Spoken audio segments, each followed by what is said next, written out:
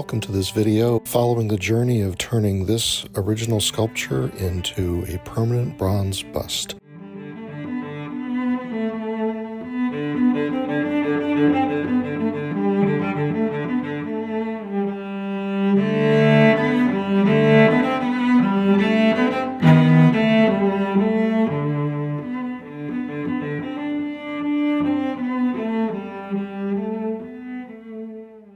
The first step in that journey is to create a mold of the original sculpture.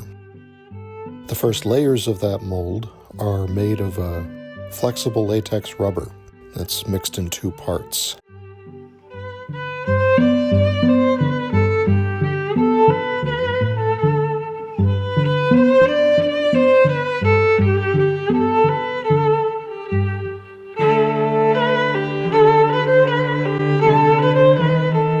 The first layers of that rubber are very fluid and applied thinly. The reason rubber is used is because it can capture details all the way down to the level of fingerprints. The consistency of that rubber is a bit like honey.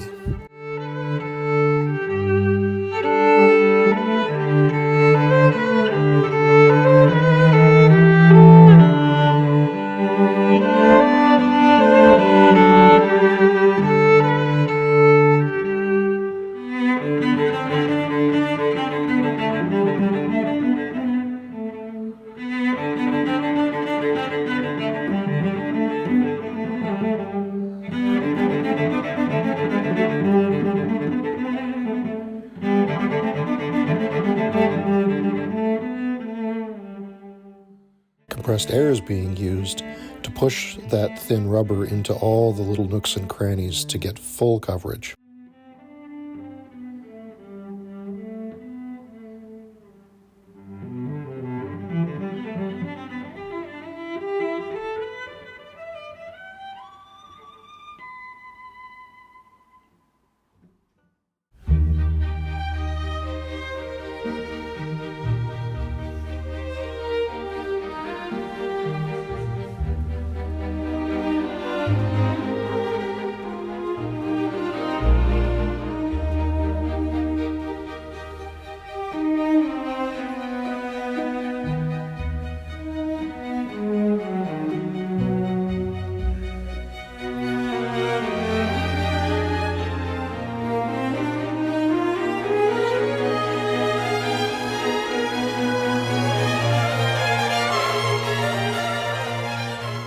Each layer of rubber takes a couple of hours to cure, and several layers of this thin rubber will be applied before moving on to the next step.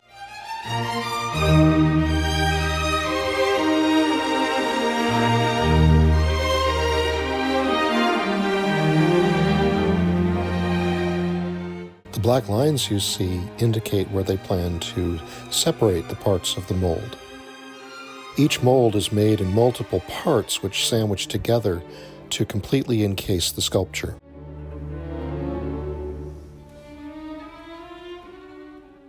After several layers of the thin rubber are applied, new layers of rubber are thickened with a powdered thickening agent.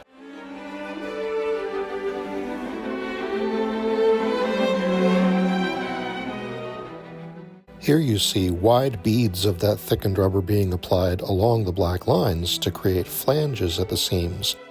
Those flanges will be used to help securely connect the multiple parts of the mold together.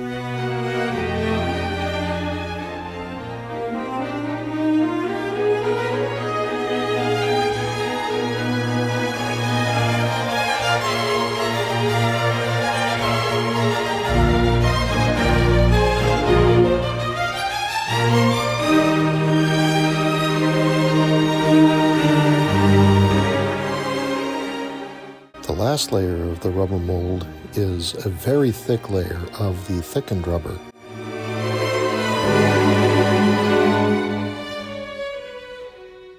It's used to create a smooth, round surface over the entire sculpture, to eliminate all undercuts, and to give the rubber layer greater strength.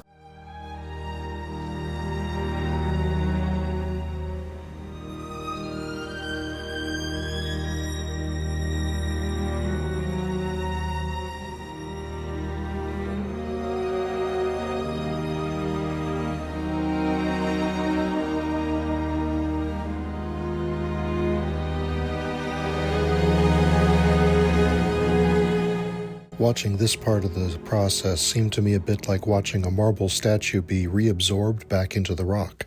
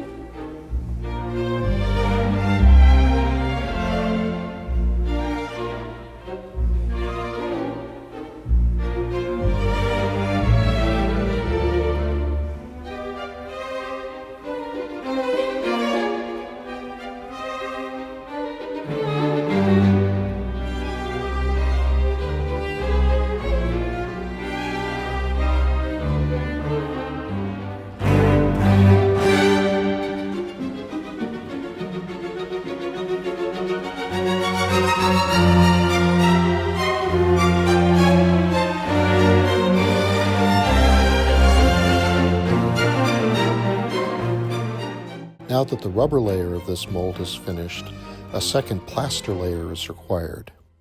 This plaster layer is sometimes called a jacket, or a mother mold, or a casing mold.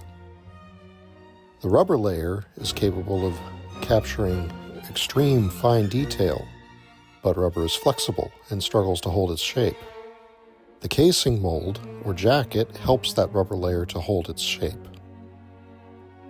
These thin metal pieces you're seeing are called shims, and they will be cut and fitted into the thick rubber seams that have already been established.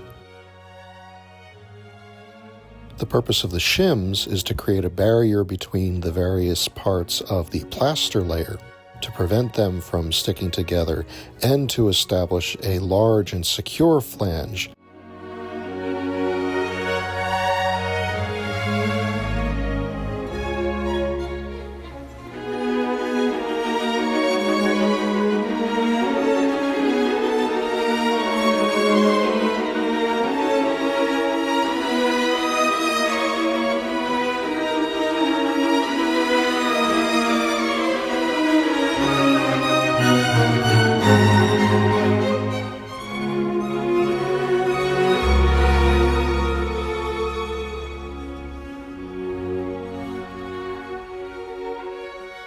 The bends in some of the flanges are there to create a positive or negative form on each side of the parts of the plaster mold.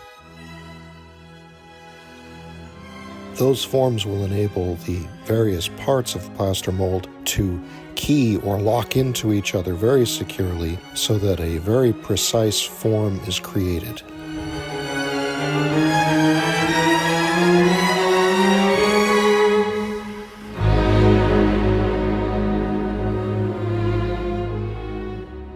The reason so much care was taken to remove undercuts in the rubber and to smooth out the surface is to make it easy to remove that rubber layer from the plaster layer further down the line.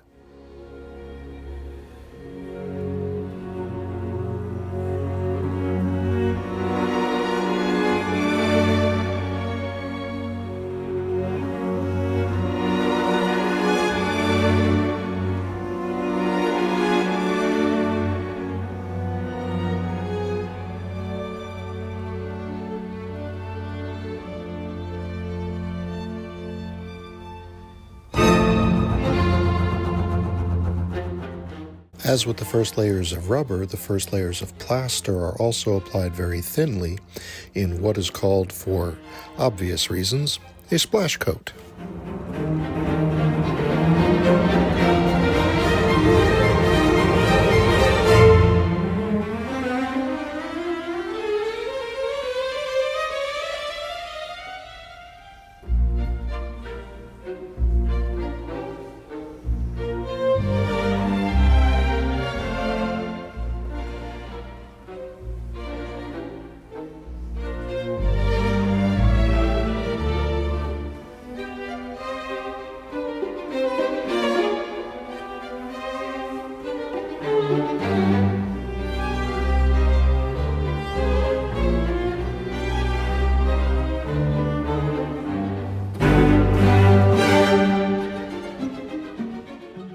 The last layer of the jacket is created by soaking wads of hemp fibers in plaster and applying them to the surface.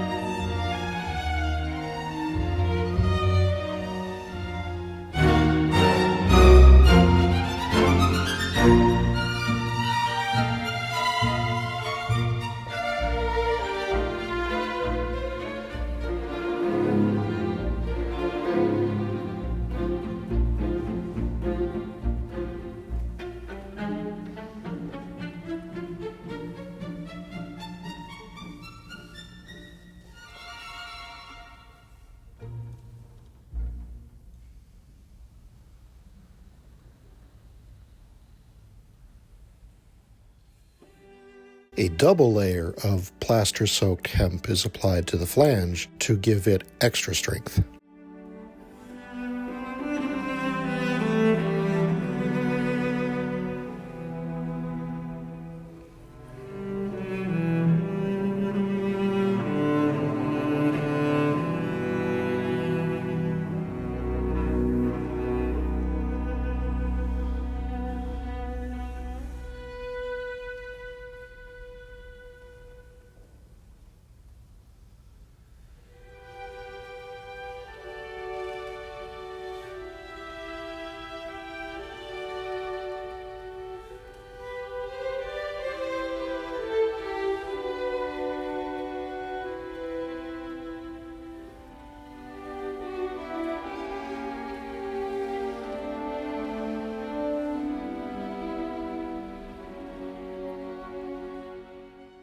The hemp fibers add a great deal of strength to the plaster jacket, which would otherwise be quite brittle.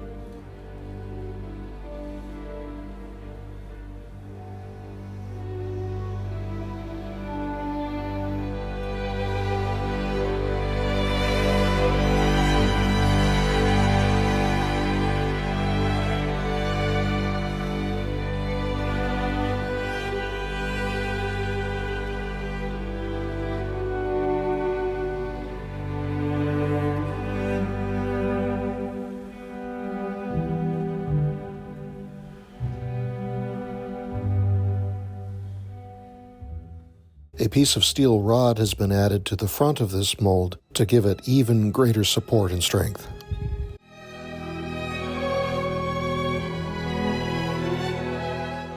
Before removing the mold, holes are drilled through the flange.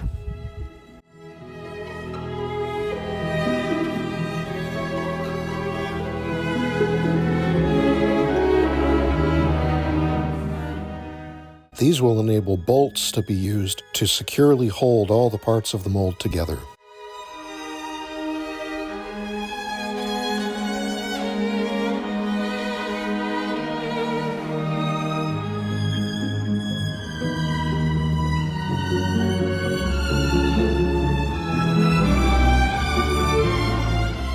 The time has come to remove the mold. The edges of the flanges are cut with a saw to create a clean surface and to expose the shims.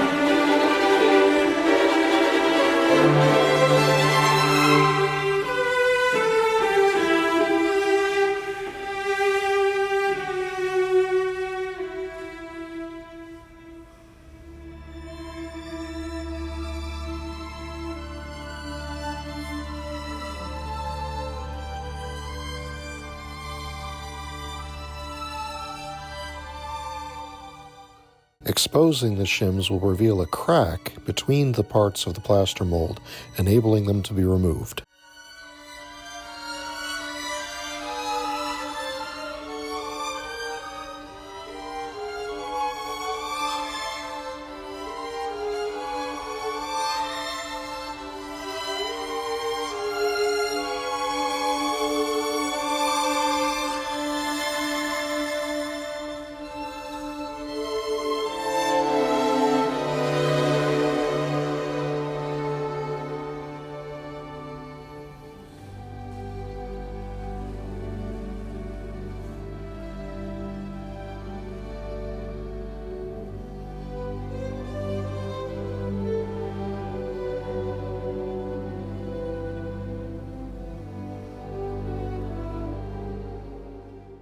A special knife with a curved bend in the blade is used to cut through the rubber flange.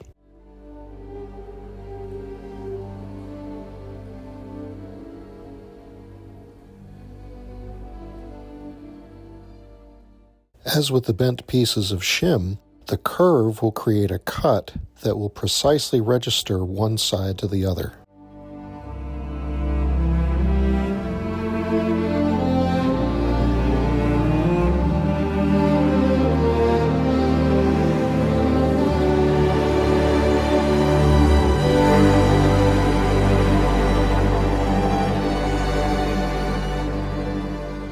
The ability to precisely reassemble a mold time after time is essential in creating the best castings.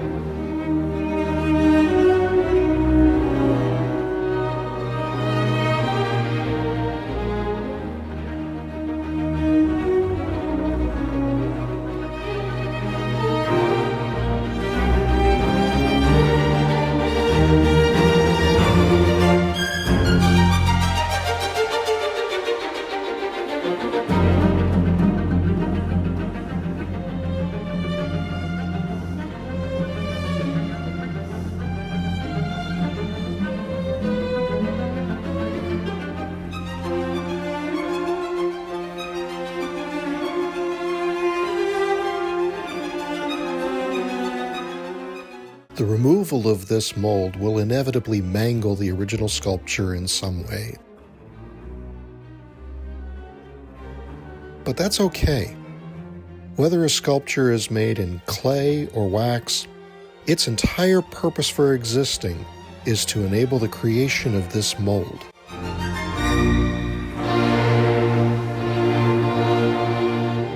Once that purpose is fulfilled, that clay can be used to create the next beautiful sculpture.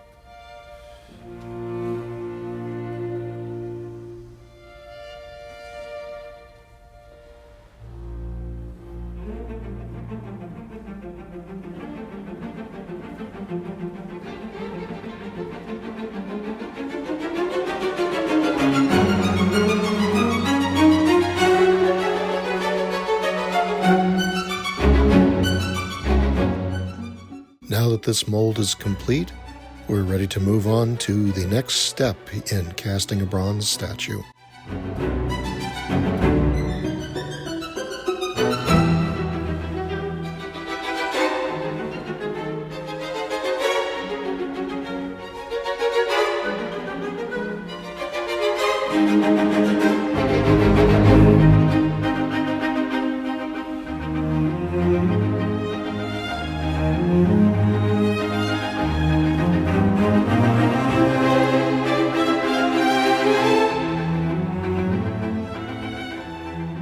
This is where wax enters the picture in the lost wax method of metal casting.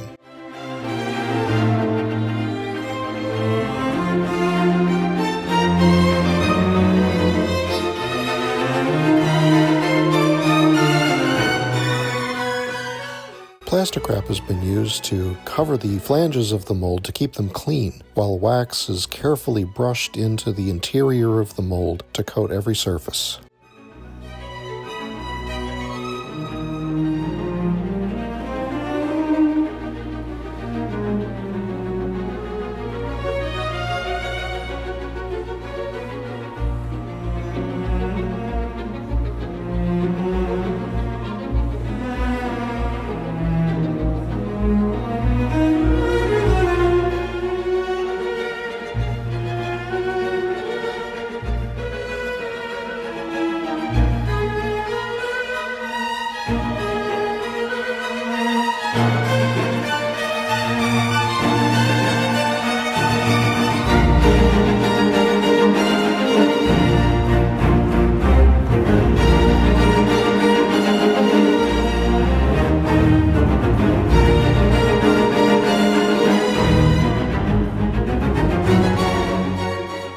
As you will soon see, in the lost wax casting method, however thick the wax casting is will determine how thick the resulting bronze cast shall be.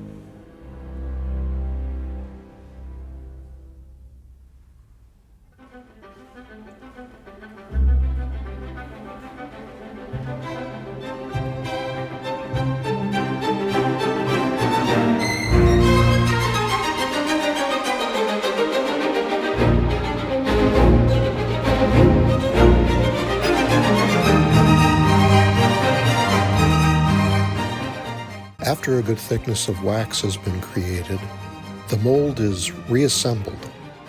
Now they're pouring in molten wax and moving it around inside the mold to build up an appropriate thickness along the seams.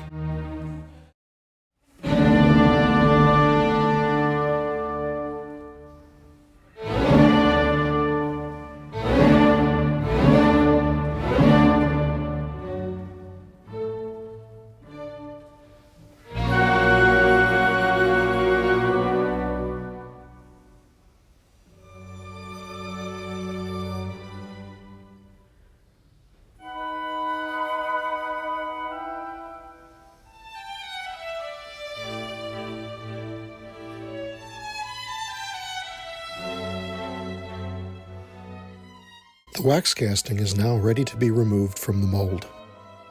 We can now see the advantages of the two different materials used in this first type of mold.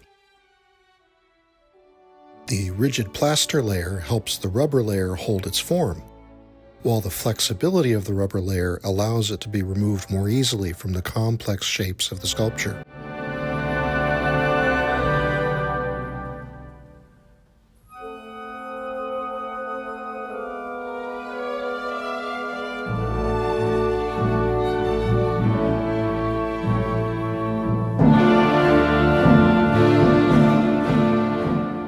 Even the best casting will have flaws that need to be fixed.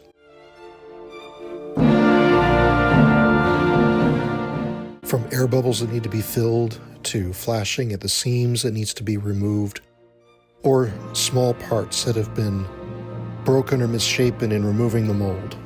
All of it is repaired in the wax chase process.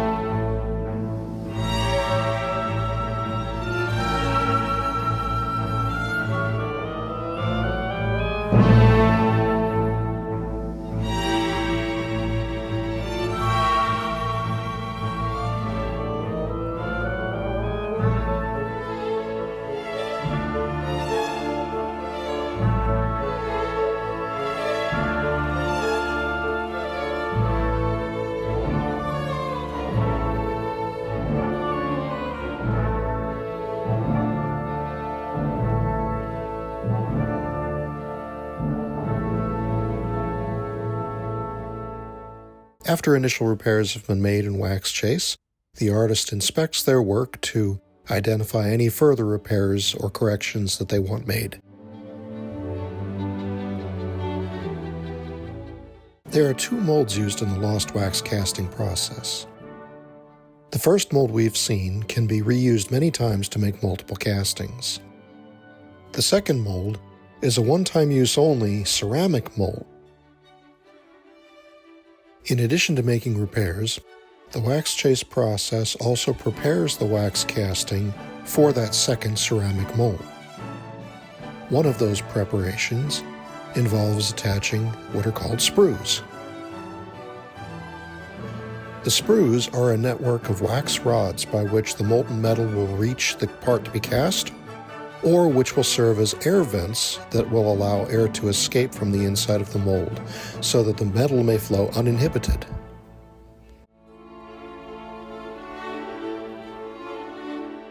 Because the ceramic mold coats the inside as well as the outside of the wax casting, patches are cut out of the sculpture to assist in airflow.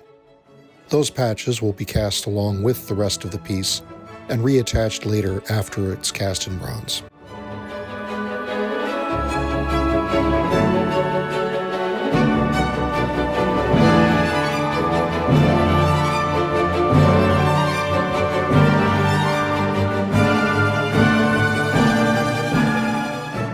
Here we see the sprues being attached.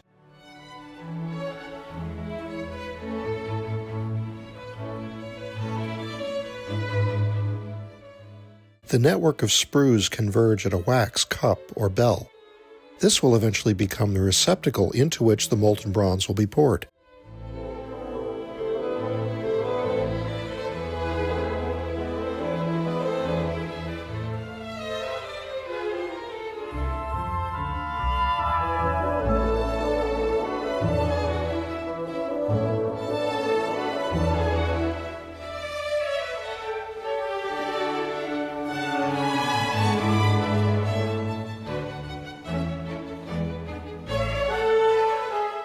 Before starting on the ceramic mold, the entire wax casting is washed.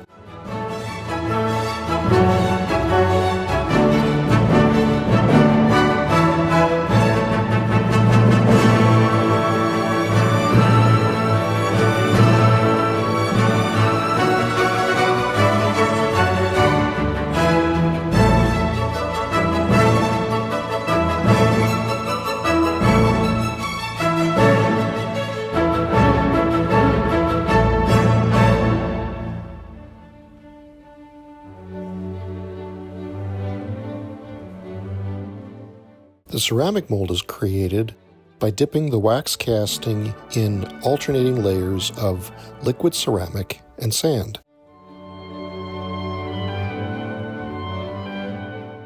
As with the first layer of the rubber mold, compressed air is used to ensure complete coverage.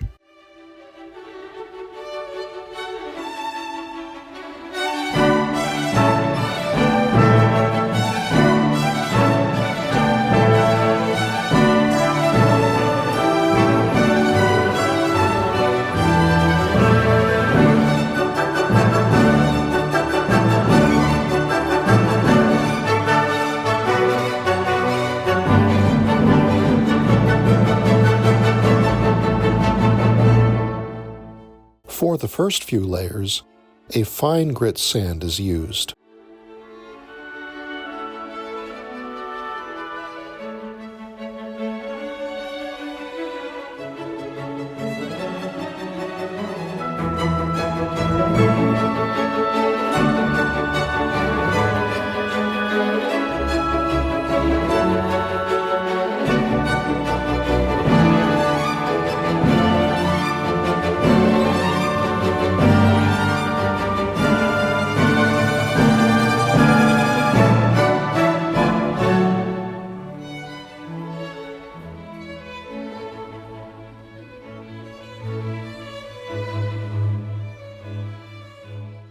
After the first few layers of ceramic are applied, a wire mesh is wrapped around it to add strength to the mold and to help it withstand the pressures of receiving the molten bronze.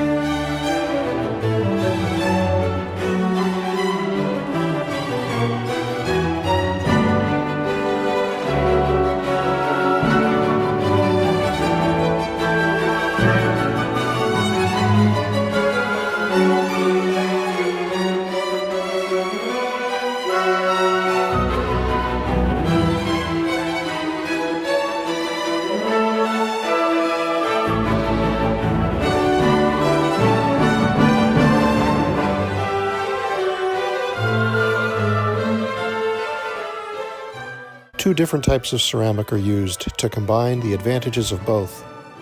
This red solution will help the second type of ceramic adhere to the mold.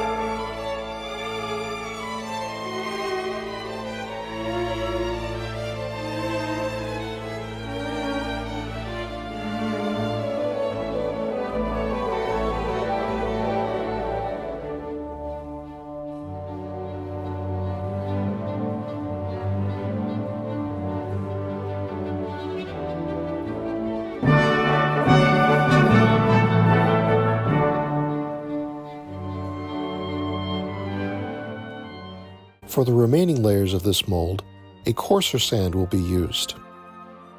This will help to increase thickness while reducing weight.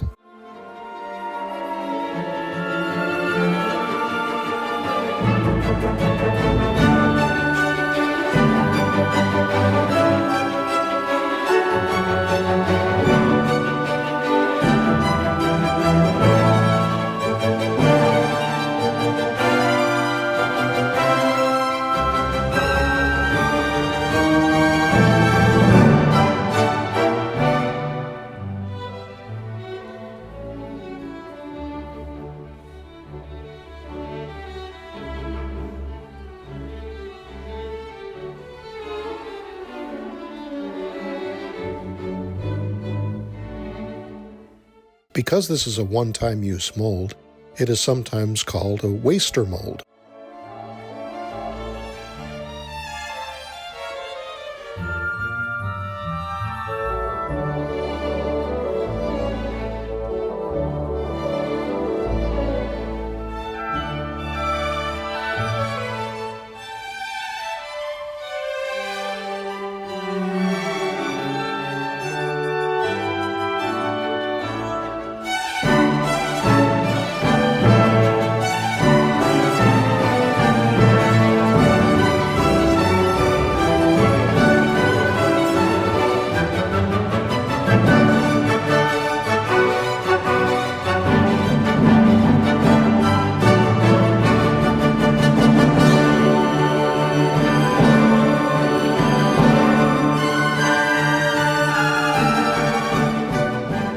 A total of 12 layers of ceramic and sand have been applied to complete this mold.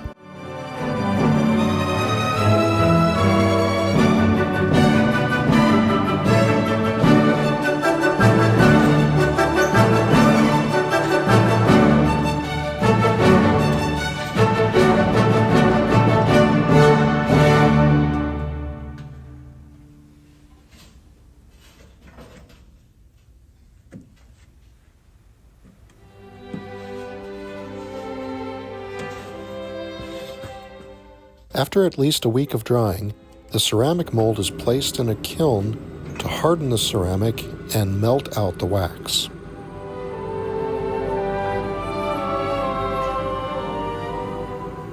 This is why it is called the lost wax method.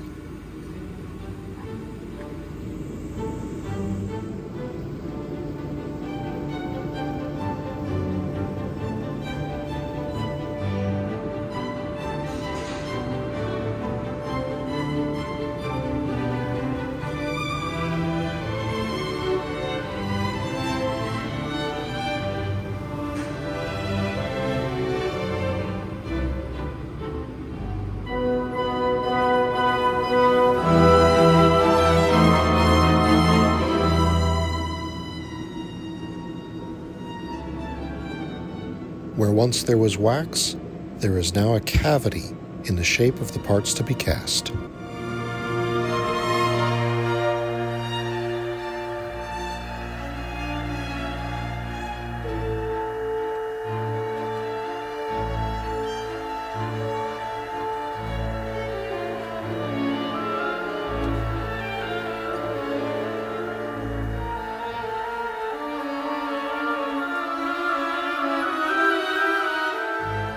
While the molds are still hot, they're placed in a steel ring and surrounded with sand.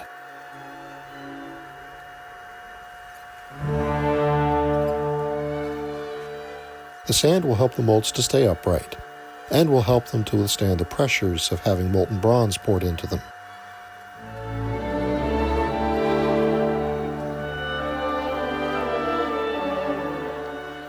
This is also why the bronze is poured into the molds while the molds are still hot. If the temperature difference between the molds and the metal is too great, the molds could explode.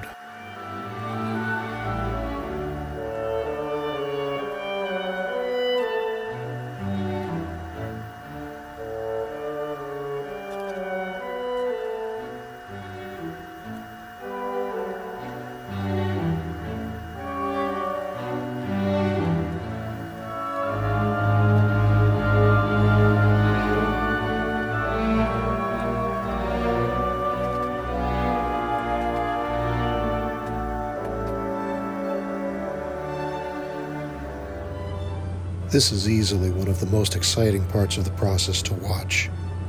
Seeing the glowing molten metal pouring into the mold is just a thrill.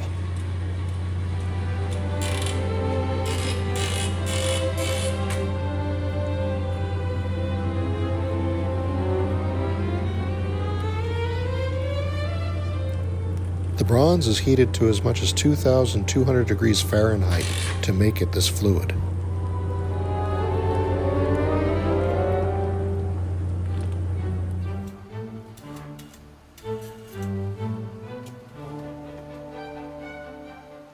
In spite of such extreme temperatures, the bronze goes from liquid to solid almost instantaneously. However, it retains an incredible amount of heat for quite a long time. This means you have to wait for at least a couple of hours before taking off the mold.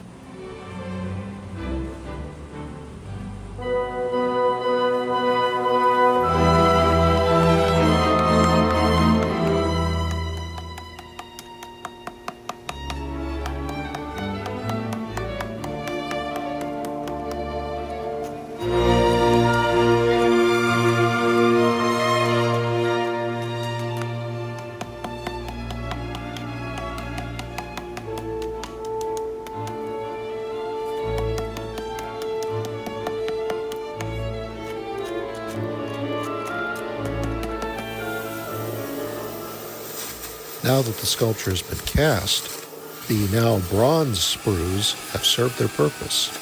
It's time to cut them off and they can be remelted and reused in something else.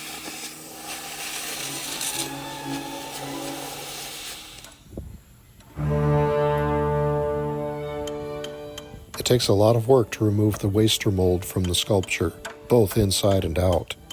It has this way of tenaciously clinging to all the nooks and crannies.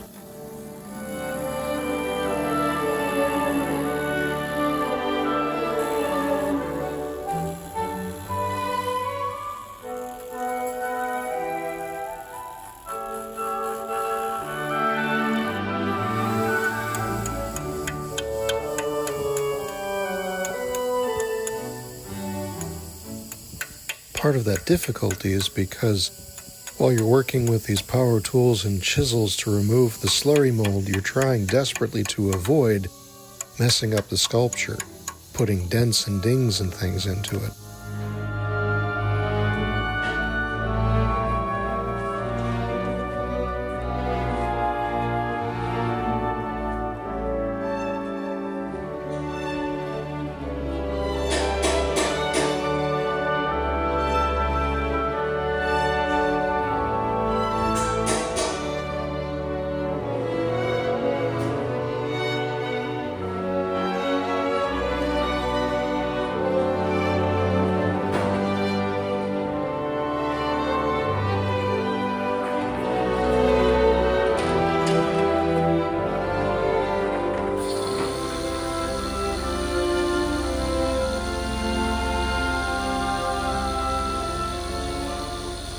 Once you've taken that about as far as you can, the sandblaster will take you the rest of the way there.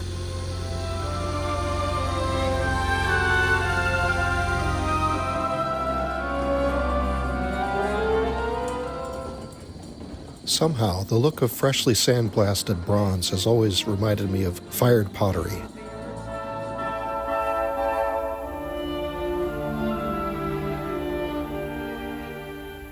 As with the wax casting, after the sculpture is cast in bronze, there are lots of little defects to repair.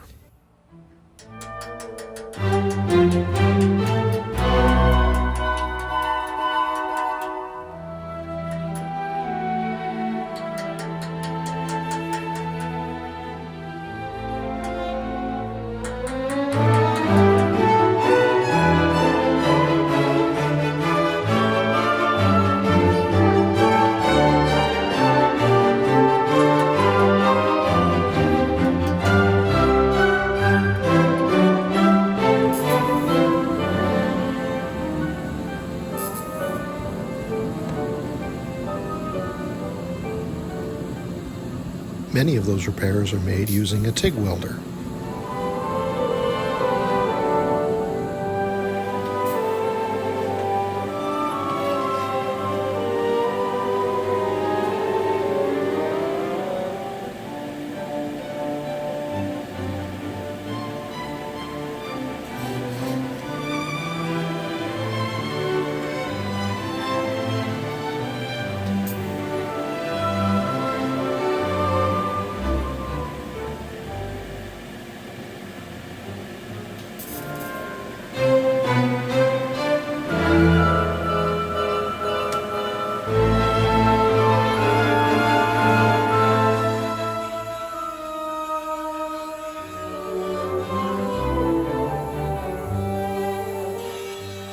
After welds have been made, die grinders are used to conceal and texture the welds away so that you cannot see them in the final product.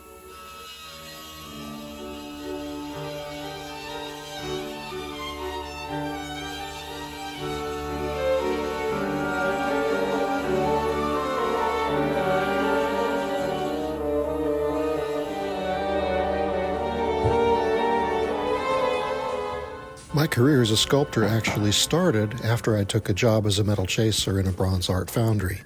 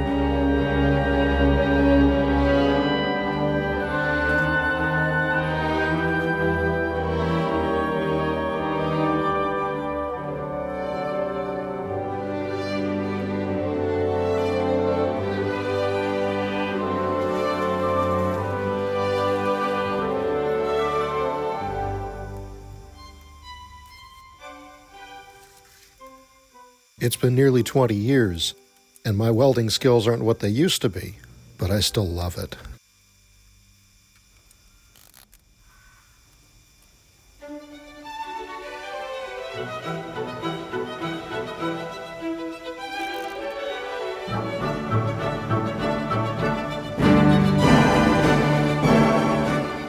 Because the welding and the grinding change the surface color of the sculpture so much, there's a lot of back and forth between that and sandblasting to restore an even color to the surface of the sculpture. This makes it easier to see what changes still need to be made.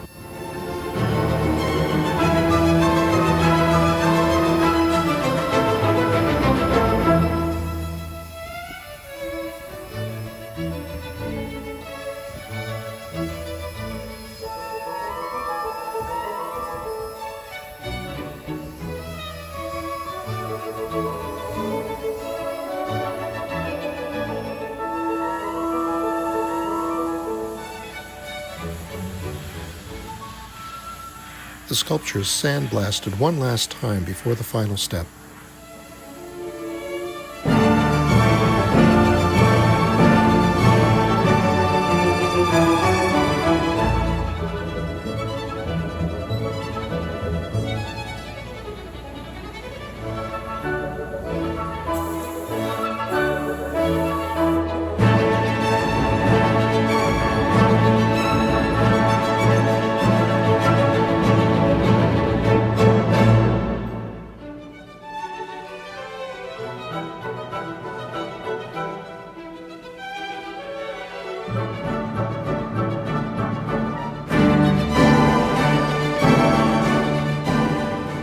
This round of sandblasting uses a much finer grit, so the sculpture comes out nearly polished.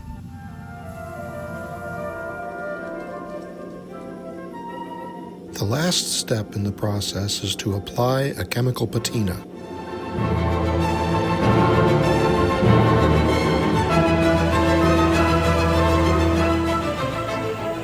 Because bronze is an alloy of mostly copper, it will develop a natural patina over time.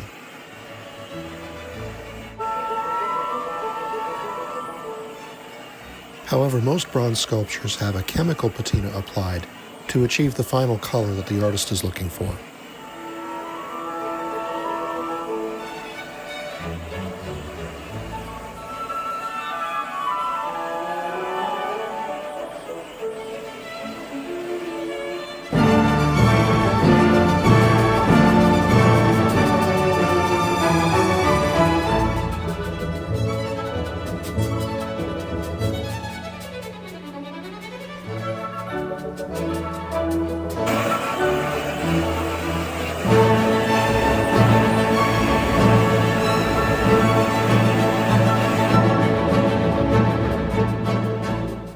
Because bronze is slightly porous, the metal is heated so that the chemicals can penetrate more deeply.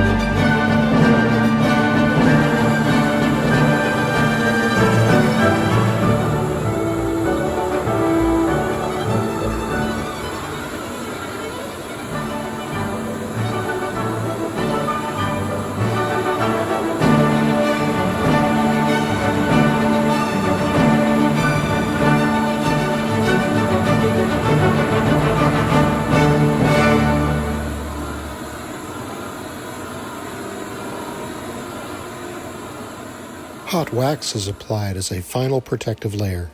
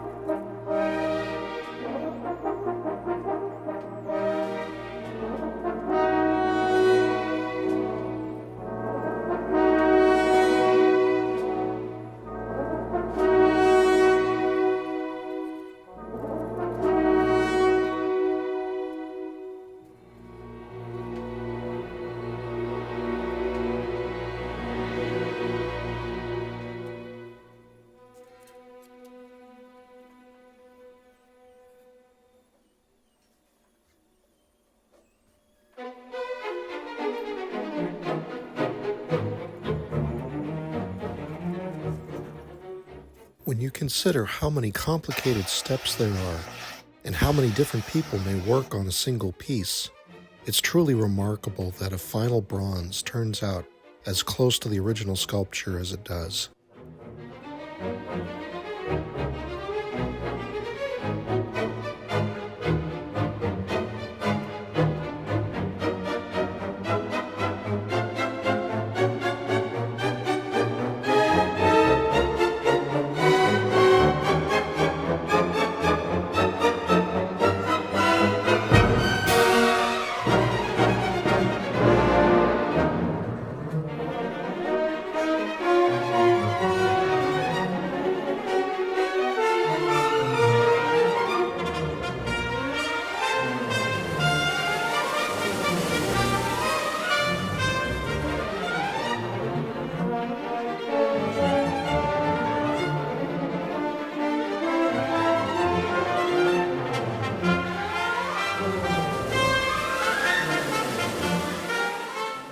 Thank you for joining us on this journey, and I hope you enjoyed it.